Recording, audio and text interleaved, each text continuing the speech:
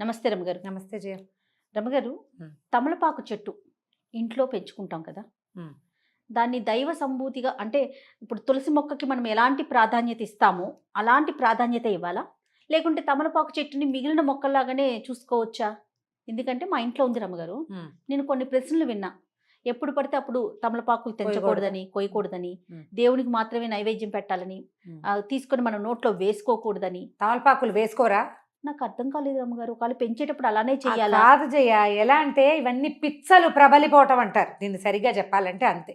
తమలపాకు ఇప్పుడు మనకి దేశమంతా అన్ని ఊళ్ళలోనూ నర్సరీలు వచ్చేసినాయి. ప్రతి చోట ప్రతి మొక్క దొరికే అవకాశం వచ్చింది. ఉంది. ఇళ్ల దొడ్లల్లో, వరండాల్లో, వాకిళ్లల్లో పెంచుకునే మొక్కలు వేరేగా ఉండేవి. తమలపాకు తీగలు ఇది గోదావరి జిల్లాల వైపు ఇళ్లల్లోనే కనపడతాయి. తమలపాకు తీగ అది తీగగా ఉంటుంది కదా, దానికి ఒక పెద్ద చెట్టు ఆసరా ఉంటే చల్లగా ఉండాలి దానికి. అసలు అందరిని మా చిన్నప్పుడైతే మా ఊళ్ళో ఒక్క తమలపాకు చెట్టు లేదు జయ. మా చుట్టుపక్కల ఎక్కడ తమలపాకు మొక్కలు మేము చూడాల. అవి వేరే చోట నుంచి వచ్చేవి. దానికి కొంచెం ప్రత్యేకమైన వాతావరణం కావాలి. అట్లా పొడుగాడు అవిసె మొక్కల పక్కన వీటిని పెట్టేవాళ్ళు. కొబ్బరి చెట్ల దగ్గర పెడితే ఇది పోయి దాన్ని ఆనుకుని తీగలు సాగుతుంది. తమలపాకు దేవుడి చెట్టు అని ఎవరు చెప్పారు? అసలు ఎక్కడి నుంచి పుట్టింది అది? మనం దేవుడి వృక్షాలు, దైవతా సంబంధమైన వృక్షాలు, నక్షత్ర వృక్షాలు ప్రత్యేకంగా ఉన్నాయి మనకి. మనం దేవతా సంబంధమైన వృక్షంగా తులసిని పెట్టుకుంటాం. అవును. ఆ తులసి ప్రత్యేకత ఏంటంటే ఆవిడ విష్ణు మానసంలోంచి పుట్టింది, బృందాదేవి వల్ల పుట్టింది. ఈ పురాణ గాథలన్నీ పక్కకు పెడితే తులసి రాత్రిపూట కూడా కార్బన్ డైఆక్సైడ్ని విడుదల చెయ్యదు. అవును. అందుకని ఇంటి ఆవరణలో ఉంచుకోండి అని చెప్పారు. దాన్ని ఎలా చేశారంటే తులసిని ఆవిడ అమ్మ తల్లి కింద, దాన్ని వాడిపోతే కొంపలో ఏదో అయిపోతుంది, కొంప మునిగిపోతుంది సంగతులండి. ఏమిటేమిటో పొట్టు. మనం ఏంటంటే విషయాల్ని కాంప్లికేటెడ్ చేసేసుకుంటాము. ఏదైనా చిన్న విషయం తెలిస్తే అట్లా అట్లా అట్లా చిలవలు. ఎలా అంటే చూడు జయ, 25 ఏళ్ల క్రితం కట్టిన గుడి, కొత్త గుడి, 1500 సంవత్సరాల క్రితం కట్టిన గుడి, పురాతనమైన గుడి. ఈ రోజుకి ఒక 100-150 ఏళ్ళు పోతే మొన్న మాకు కట్టిన గుడి, అంటే మన ఇంటి పక్కన జస్ట్ స్థలం బాగుందని ఏర్పాటు చేసినటువంటి గుడి పురాతన దేవాలయం అయిపోతుంది. అంతే కదా. దానికి ఒక స్థల మహాత్యం వచ్చేస్తుంది. అంతే కదా జరిగేది. అవునండి. ఇవి కూడా అంతే. మనకేంటంటే సోషల్ మీడియా వల్ల అక్కర్లేని విషయాలన్నీ ప్రచారం అవుతాయి. ఎంత అవసరమో సోషల్ మీడియా మనకి, నిజంగా అంత అనవసరం. మనం ప్రతి విషయాన్ని చిలవలు పలవలుగా విని విని విని విని ఎవరో ఒకళ్ళు ఏదో ఒకటి చెప్తుంటారు. ఎవరికి తోచింది వాళ్ళు చెప్తారు. మీరు సాధారణంగా ఆలోచించండి. కొన్నేళ్ల క్రితం మనం ఏం చేసేవాళ్ళం? ఏదైనా పండగలప్పుడు, పూజలప్పుడు దేవుడికి తాంబూలం ఇవ్వాలి. తాంబూలం అనేది ఒక సేవ.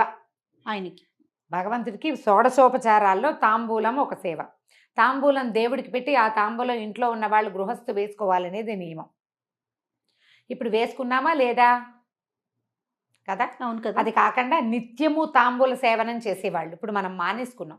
అసలు మా వాళ్ళల్లో అయితే ముత్తైదు అంటే రోజు తాంబూలం వేసుకోవాలని నియమం చేయ. మధ్యాహ్న భోజనం అయ్యాక ఖచ్చితంగా ఆడవాళ్ళు తాంబూలం వేసుకోవాలి. ఎందుకో చెప్తాను.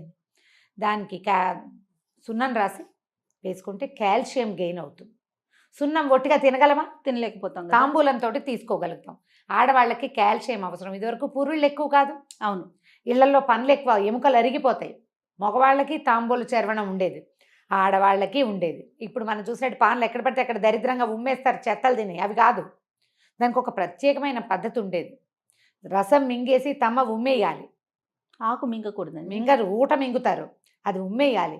దానికి ఇళ్లలో, వాకిళ్లలో ఒక పక్కన ఇలా ఎక్కడ పడితే అక్కడ రోడ్ల మీద తిరిగేవాళ్ళు కాదు కదా, నియమాలు ఉండేవి.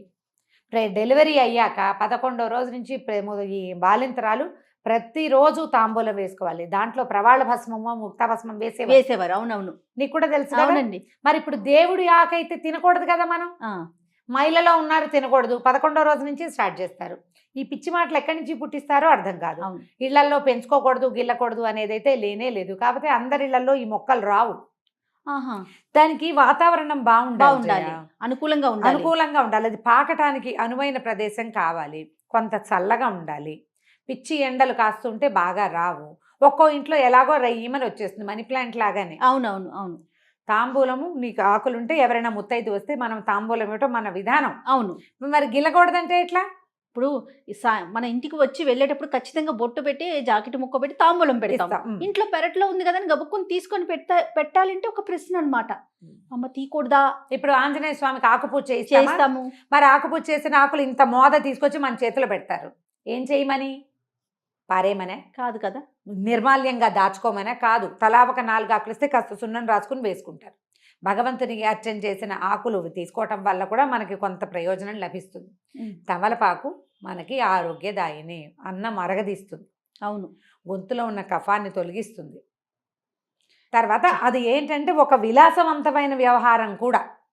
దంపతులు తాంబూల చరవణం చేస్తూ ఉండటం అనేది ఒక విలాసం.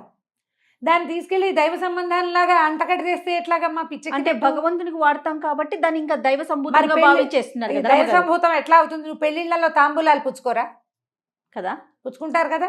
పెళ్లిళ్లలో తాంబూలాలు పుచ్చుకుంటారు, పేరెంటాలకు వెళ్తే తాంబూలం ఇస్తారు, ఆడవాళ్ళు తాంబూలాలు వేసుకుంటారు, మగవాళ్ళకి ఇల్లీలు వేసుకుంటారు. దేవుడికి పూజ కూడా చేస్తాము. ఒక ఆంజనేయ స్వామికి తప్పితే ఎవ్వరికీ తమలపాకులతో అర్చన చెయ్యం. అవును, ఆయనకి ప్రీతి చల్లగా ఉంటుంది తమలపాకుల తోటలో. ఆ చల్లదనానికి ఆయన అక్కడ ఉంటాడని చెప్తారు, ఆయనకి ఇష్టమని. దీని దైవాంశ సంభూతంగా భావించి అది ఉంటే సిరి వస్తుంది, అది ఉంటే గ్రహపీడ ఉండదు, ఇలాంటివి మాత్రం నేను వినలేదు, నాకు నమ్మకం లేదు. గ్రహపీడలు అవన్నీ కూడా ఆకుల వల్ల వేటి వల్ల రావు. మన తాలూకు గ్రహాలు మనం పుట్టిన సమయంలో గ్రహాల ఎట్లా ఉన్నాయో దాన్ని బట్టి మనం పెరుగుతున్న కొందికి గ్రహాల ఆనుకూల్యతో ప్రతికూలతో పెరుగుతుంది. అవునవును. మనం వాటి నుంచి తప్పించుకోవాలంటే నీ బుద్ధి మారాలి, నీ విధానం మారాలి. మీ ఇంట్లో ఓ చెట్టు ఉంటే మారదు. ఆ చెట్టును నువ్వు సంరక్షిస్తే చెట్టుని సంరక్షించిన ఫలితం లభిస్తుంది నీకు. అంతే. గ్రహాలు మారాలంటే గ్రహానికి సంబంధించింది ఏదైనా చెయ్యాలి. మీరు అన్నట్లు బుద్ధి కదా మార్చుకోవాలి. భగవత్ సేవ చేయి, భాగవత సేవ చేయి, భక్తులను సేవించు, గురువుని సేవించు, దేవాలయాలకు వెళ్ళు, పరిసరాలు శుభ్రంగా ఉంచు, ఇతరులతోటి సౌమనస్యంగా ఉండు. పూర్వజన్మ కర్మల వల్ల వచ్చిన ఇబ్బందుల్ని అధిగమించేందుకు ఈ జన్మలో సరైన విధానం పాటించు. మొక్కలు పెడితే రాదు, అది నీ లోపల ఉండాలి. కానీ ఎంత దాకా ఆలోచిస్తున్నారంటే రమ్మగారు, ఈ మొక్కల్ని కూడా ఎటువైపు పెట్టుకోవాలి, ఏ బాల్కనీలో పెట్టాలి, ఏ వైపు బరువు ఉండాలి, అది నియమం చేయాలి. ఇప్పుడు మనం ఇండిపెండెంట్ ఇళ్లలో పాతకాల పెళ్లిలో తూర్పు వైపున ఈ మొక్కలు ఉండకూడదు అంటే కాదు. అవి వాటి నుంచి వచ్చే గాలి ఏ సమయంలో వస్తే మంచిదో, అది ఏ పక్క నుంచి వస్తే మంచిదో ఆ వాస్తు లెక్కలు వాటిని మనం కాదనిలేం చేయ. చాలా పొరపాటు, అవి నిజం. ఇప్పుడు నువ్వు అపార్ట్మెంట్లో ఉన్నావు, అపార్ట్మెంట్లో రావి చెట్టు పెట్టుకో, రావి చెట్టు వాకిట్లో ఉండాలి. లేదా మన దత్తాత్రేయ స్వామి వారు ఉంటారు, ఔదుంబర వృక్షం. ఆ ఔదుంబరం మహాద్భుత వృక్షం. అంటే అది ఎక్కడైనా ఒక చోట దానంతట అది మొలిస్తే అక్కడ దత్తాత్రేయ సాన్నిధ్యం ఉంటుందని నమస్కారం చేసుకోవాలి. ఆ చెట్టును నువ్వు ఇంట్లో పెంచుకుంటానంటే ఎట్లా కుదురుతుంది? అపార్ట్మెంట్లో అది పెంచలేం కాబట్టి దాన్ని బోన్సాయి చేస్తానంటే, మహావృక్షంగా ఎదగవలసిన చెట్టుని నువ్వు మరుగుజ్జు చెట్టుగా చేసినందుకు ఎంత పాపం వస్తుందయా. ఒక చెట్టు ఎంత గాలినిస్తుంది, ఎన్ని పక్షులకి ఆవాసంగా ఉంటుంది, ఎంత ప్రకృతిని శుద్ధి చేస్తుంది. దానికి అవకాశం లేకుండా నువ్వు ఇంత బోన్సాయిని చేసి ఇంట్లో పెట్టుకుంటావు. ఆ బోన్సాయి చెట్టు కింద కూర్చుంటాడా దత్తాత్రేయ స్వామి వారు? కూర్చుంటానికి అవుతుందా? ఏమిటి చెప్పు, పిచ్చిలు కాదు. అదేనండి, ఒకరి నుంచి ఒకరికి అంటే స్వధర్మే నిధనం శ్రేయ అన్నాడు కృష్ణుడు. మన ధర్మంలో ఉండండి.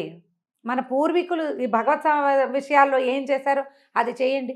ఎవరెవరో ఏమేమో చేస్తారని అవన్నీ మన నెత్తి మీద ఎందుకు పూసుకుని కాంప్లికేటెడ్ చేసుకుంటాము మనం. అవును. తమలపాకు చెట్టు మీ ఇంట్లో పెంచుకోవాలని సరదాగా ఉంటే లక్షణంగా పెంచుకోండి. దానికి పెరగడానికి అనువైన వాతావరణం, పక్కన ఇంకో పెద్ద చెట్టు ఉంటే ఇది పోయి దాన్ని ఆనుకుని దాని మీద చక్కగా చిలువలు పల్లవలుగా వెళ్ళి చేస్తుంది.